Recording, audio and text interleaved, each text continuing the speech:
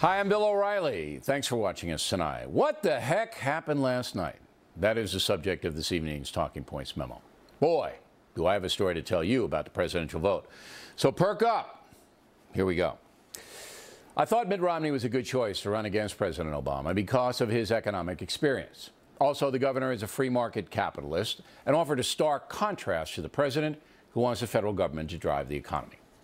The campaign unfolded slowly, as most Americans did not know Romney. And with all the high-tech gizmos these days, it's difficult to get the attention of the folks. So I knew very early that the polling was insignificant and the debates would be the real test. As I said, these polls are interesting, but they're not vital because the debates, the three debates, I think really going to tell the tale. You remember, Bill, I told you earlier this year when you were saying debates were going to be all important, I said that the history shows that they're not. Well, first debate proved me wrong about that. I'm so happy that you brought that up. Well, can I paraphrase Barack Obama in the last debate? Can I do that? Of course. All right. Can you say that a bit louder, Brett? Well, that's why I like Hume. He's an honest man. As we all know, the first debate was a major victory for Governor Romney and instantly made him competitive. But he did not exactly seize the day. His campaign played it conservative, managing Romney's appearances, tightly scripting his media response. Then in the third debate, the governor made a big mistake. Now, the key question is, why did Governor Romney avoid asking President Obama about the chaotic Libyan situation? I hope I get to ask the governor that as we're seeking an interview with him and also with President Obama. My guess is that Mr. Romney wanted to appear benign in the debate in order to court single women voters.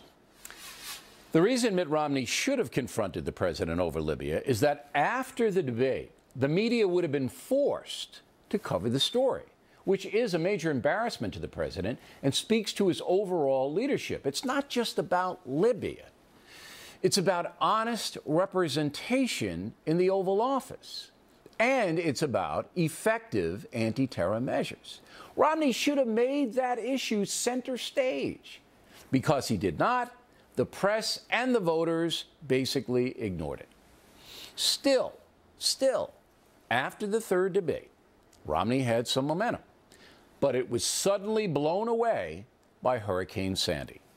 That disaster took Romney off the front pages for 5 days, while President Obama dominated the news cycle and gained credibility after he was praised by conservative New Jersey Governor Chris Christie.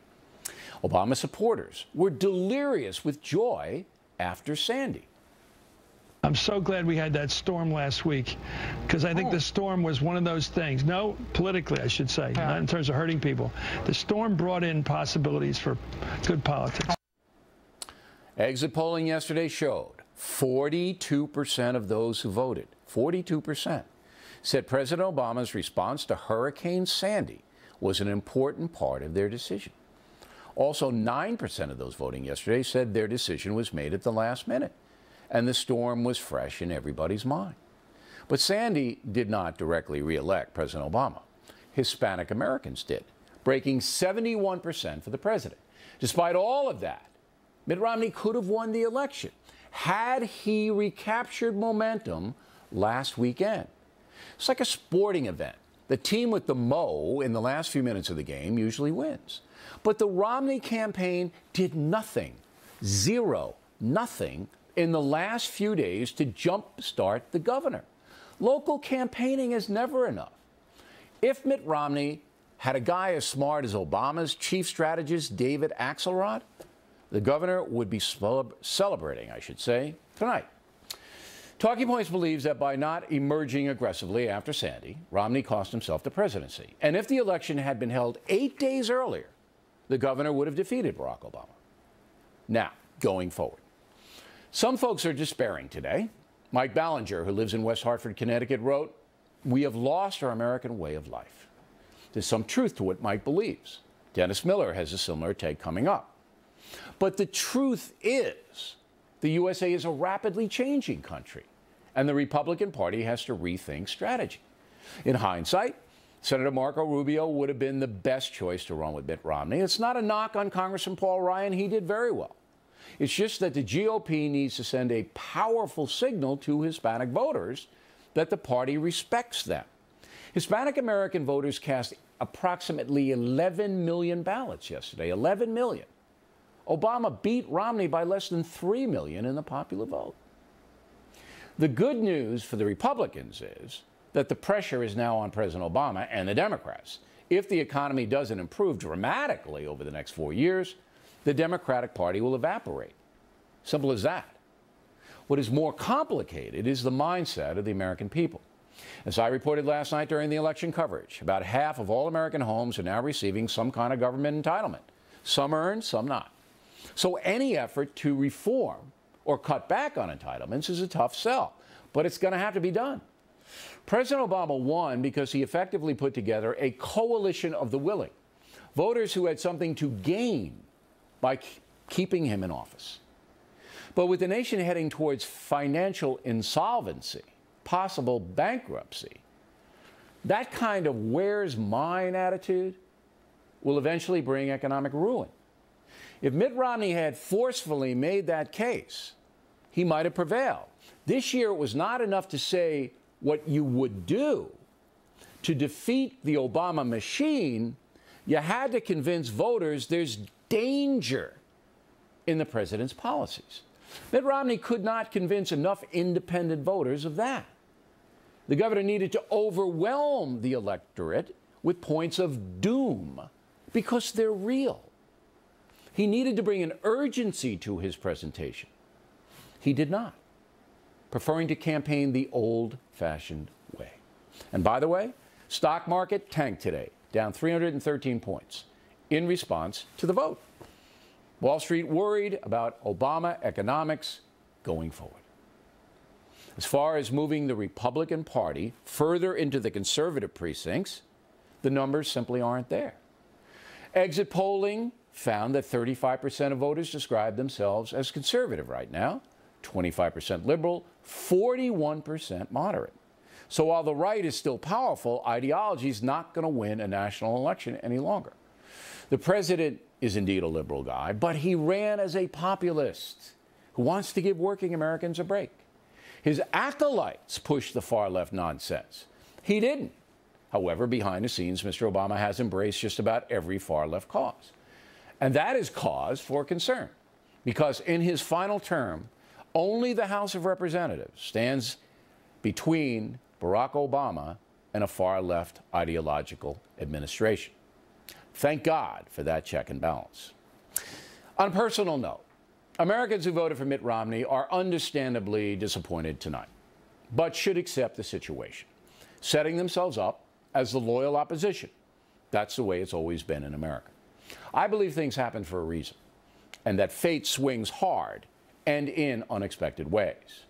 President Obama won fair and square, to use a cliche, and we should all respect the vote. What's very important to me is that you, whom I'm sworn to look out for, were satisfied with the factors election coverage. About 40,000 of you voted in our BillO'Reilly.com poll, and 80% believe we were fair, while 20% dissent. I will read some of those dissenting letters at the end of the broadcast. But even more impressive was that more than 7 million Americans watched this program, The Factor, on Monday evening, the night before the vote. By far, the largest audience of any primetime news program. The reason? We tell it straight. Fact-based, nothing hidden. May not agree with me on everything, but what we do here is fair, bold, sometimes fresh, and not beholden to anyone. And that's the way elections should be covered. And that's a memo. Up ahead tonight. And tonight, the 2012 race for the White House has been called in Obama's favor. And because he was unable to solve America's problems over the past 4 years, the president, well, he just inherited one big mess. And it's a mess that he now must take ownership of because, well, in part, he created it. Now, the blame game stops right here, right now. Now, it's going to take a lot of time to sort through all of the data to understand why last night happened. So let's begin by making a few simple observations, and they're important. Now, the first one is that Americans, you get the government you want and deserve. Now, it pains me to say this, but America right now deserves Barack Obama. Now, 4 years ago, the public could be excused for voting for Obama because he was a blank canvas on which people could draw whatever pictures that they wanted. Well, not this time. Barack Obama had a record that we could judge him by, and a majority of Americans, just barely over 50%, looked at that record and decided they wanted more of the same. Now, I couldn't figure out why they arrived at that judgment in 1,000 years, but we are a self-governing country, and the voice and the will of the people were heard and felt last night. America wanted Barack Obama for 4 more years, and now we have him. By the way, good luck with that. Now, Obama, armed with hundreds of millions of dollars, systematically portrayed Mitt Romney as a tax cheat, a felon, a liar, a mortal threat to women, and is responsible for the death of a steelworker's wife. It was wall-to-wall ugly from the very beginning till the end, and in the end, Obama may have delivered a more crippling blow against Romney than we could ever imagine. Now, last August, Politico ran a story in which it quoted a Democratic strategist close to the White House who said that their goal was to kill Mitt Romney. Well, it looks like they did a good job of that. Now, one tragedy of this election is that Obama's dirty tactics have now been vindicated, and we're now going to see this kind of tactics replicated for many years to come. Thanks to Barack Obama, politics is now dirtier than it was, and it'll get worse with others trying to now perfect this politics of personal destruction.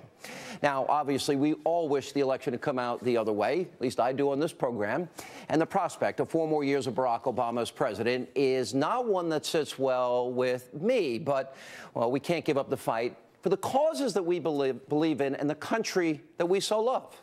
So I suppose it's fine if you want, take a few days, you can hang your head, you can feel sorry for yourself and the country. Last night was a terrific body blow. We all know it, but we need to recover. We need to dust ourselves off. You need to get off the canvas and begin our work again, because we really don't have a choice. You know, we are not sunshine patriots. The test of character is how we're going to handle ourselves in the hard times. Now, these are hard times, so we need to redouble our efforts. We need to do more, not less. And if anything, you know what? History would say that we are unworthy of the gifts we've been given if we do anything less. Now, the first thing that needs to be said is we cannot abandon our principles, which I say are timeless. And the only reason we are in politics is because we care about a set of principles. We have core convictions. And if victory requires us to give principles up, there's no reason to be involved in politics. Now, fortunately, we're nowhere near being near that point. Our principles still have resonance in this country. You know, if people don't believe it, just look back to the 2010 midterm elections. How did you feel that night? That was a historic repudiation of Barack Obama and the Democratic Party. Now, sooner rather than later, I predict the country is going to call out to conservatism for help. Now, that's it. Now, there's one other thing that we need to come to terms with as a result of last night. What appears to have happened is that the liberal welfare state in this country has now grown. More and more Americans have now become dependent on that welfare state. And as they have found themselves siding with the party of government. Now, to be clear, the situation isn't necessarily a permanent condition. If you go back to the 1970s, Margaret Thatcher became Prime Minister of England, which had become the, quote, sick man of Europe. The British people had lost their sense of self-reliance, and Thatcher, by the force of her personality and the appeal of her ideas and ideals, she was able to reverse the direction of things. And the same thing is true of Ronald Reagan. Now, sometimes the public sense of self-reliance and commitment to liberty, it ebbs, it flows, it's not static. And just because we're in the valley one day does not mean we cannot ascend to the mountaintop the next. So let not your heart be troubled. Don't despair. It's not an option. But realism is also very important. And as a conservative, we have to realize that our task is very different and in some aspects more difficult than we ever thought. We have to make the case, a compelling case in human terms, in moral terms, why this dependency is bad for the country. And it's bad for the individuals. And we have to present a vivid picture to people of why human happiness is increased and not decreased by limited government. And joining me now